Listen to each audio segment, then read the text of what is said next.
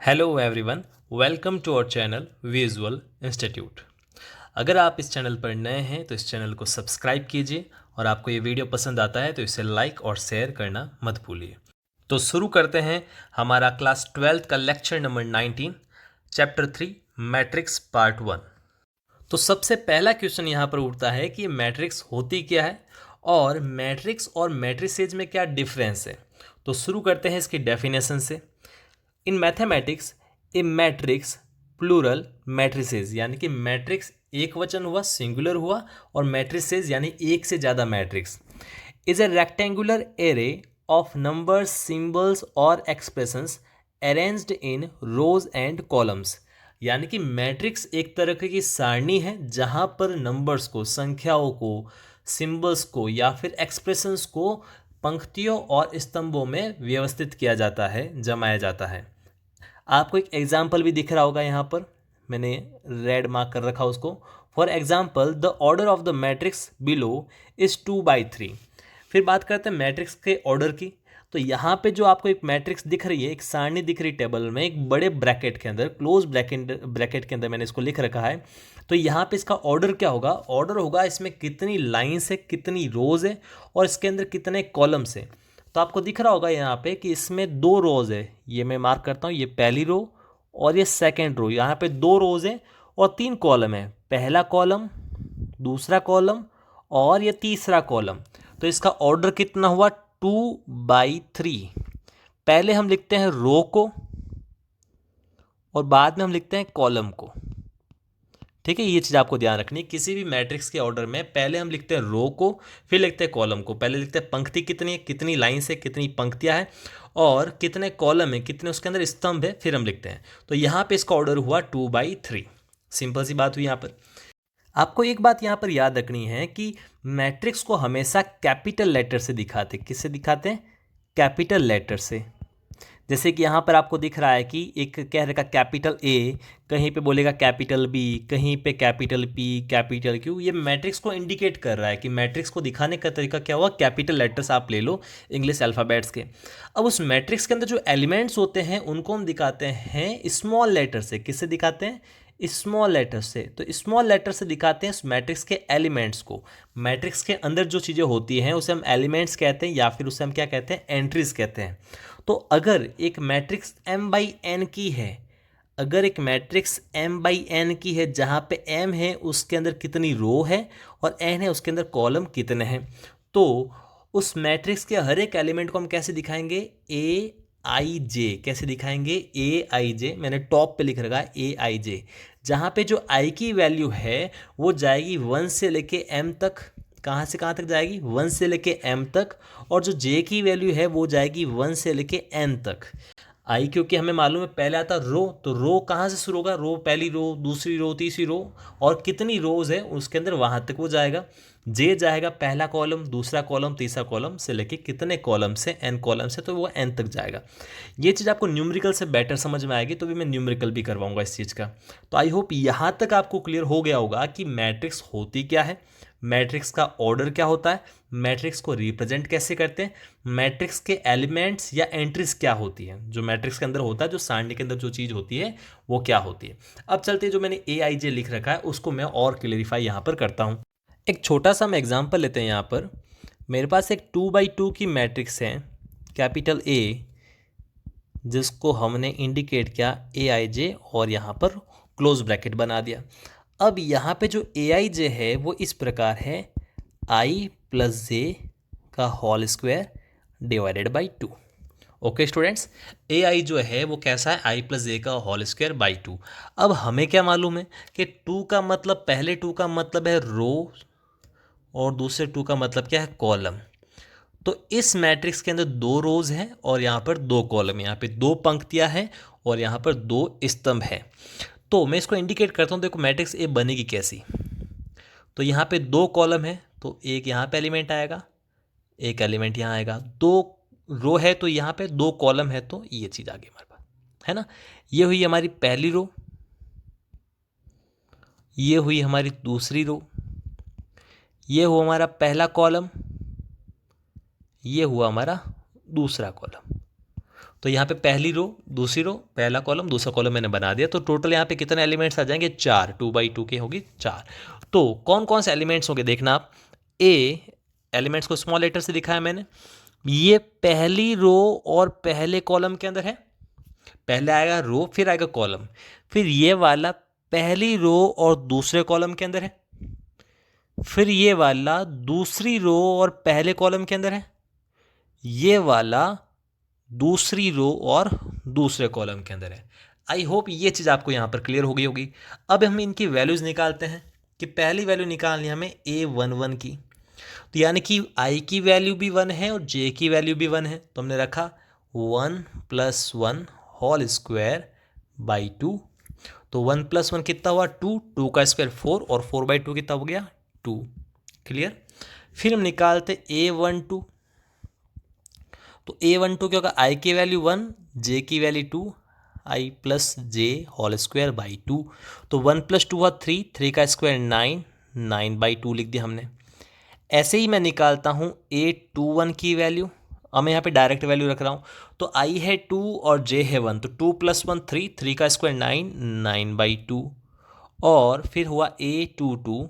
तो यहाँ पे 2 + 2 4, 4 का स्क्वायर 16/2 कितना हो गया? 8। तो ये हमारे पास सारे क्या मिल गए? एलिमेंट्स मिल गए।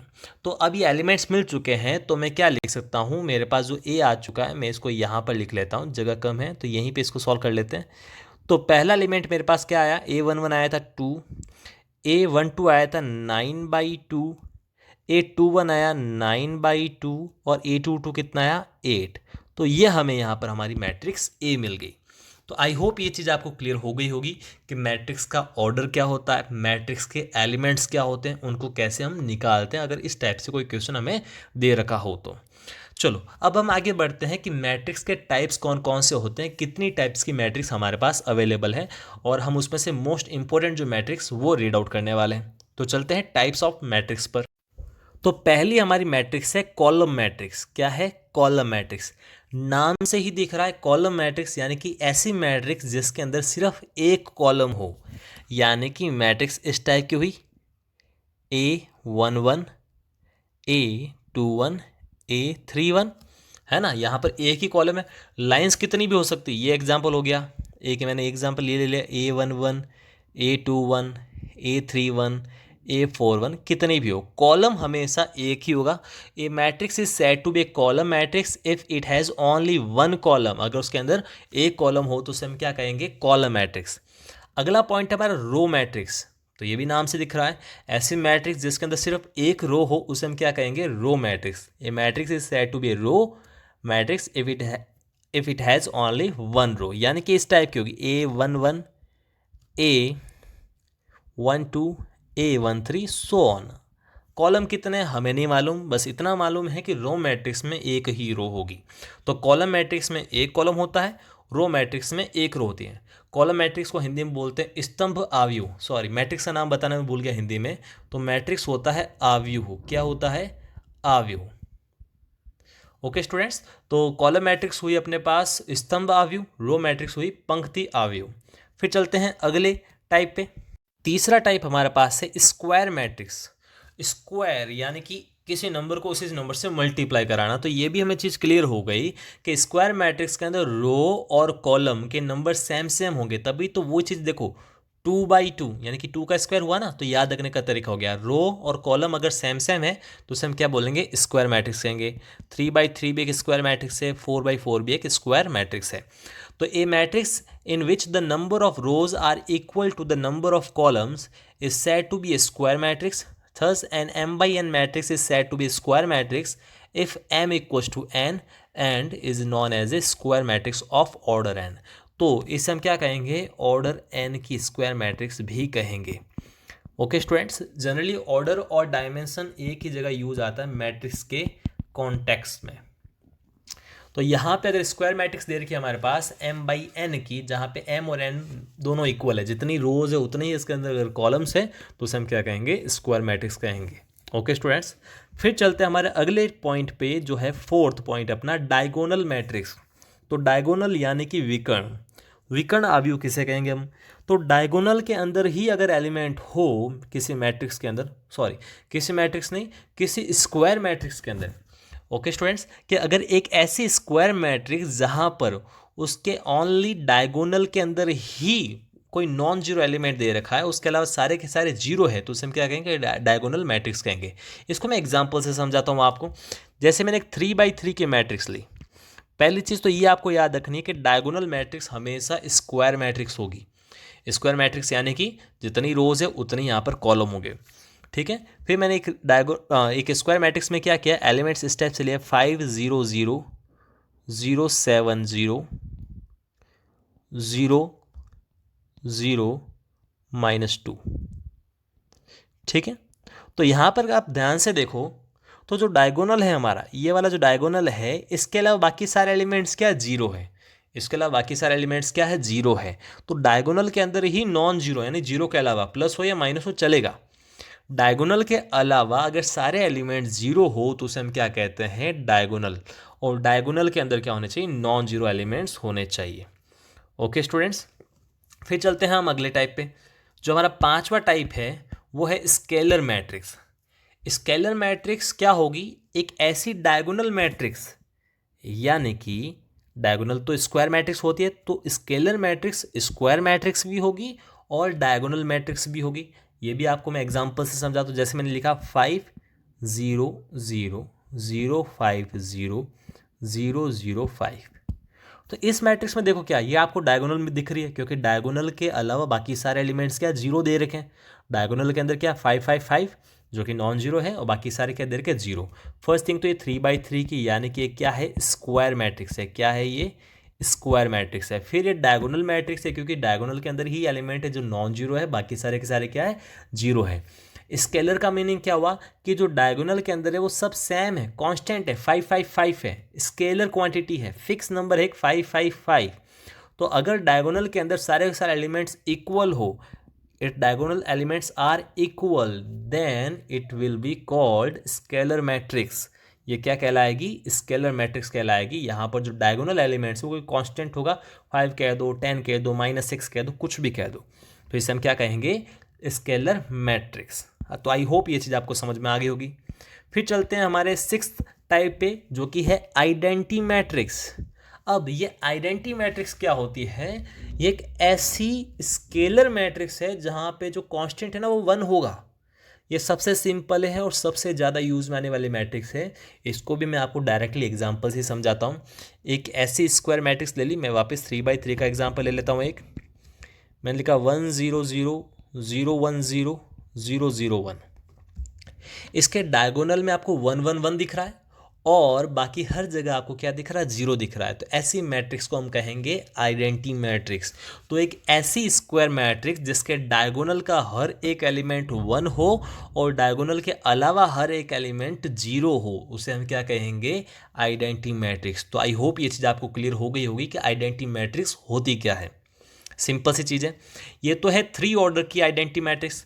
2 ऑर्डर की आइडेंटी मैट्रिक्स बनो तो वो क्या होगी, 1 0 0 1, क्योंकि इसके अंदर 2 रोज होंगे और 2 कॉलम। तो सिंपल सा है ये आइडेंटी मैट्रिक्स। फिर हम चलते हैं हमारे 7th पॉइंट पे, जो कि है जीरो मैट्रिक्स। सबसे सिंपल, एक ऐसी मैट्रिक्स जिसका हर एक एलिमेंट क्या हो, जीरो, उसे हम क्या कहेंगे, जीरो मैट्रिक्स या फिर नल मैट्रिक्स। तो सबसे सिंपल है कि एक ऐसी मैट्रिक्स जिसका हर एक एलिमेंट क्या हो, जीरो हो, 0 0 0, कितनी भी रोज हो, कितने भी कॉलम्स हो, उसका हर एक एलिमेंट जीरो हो, तो उसे हम क्या कहेंगे, जीरो मैट्रिक्स कहेंगे।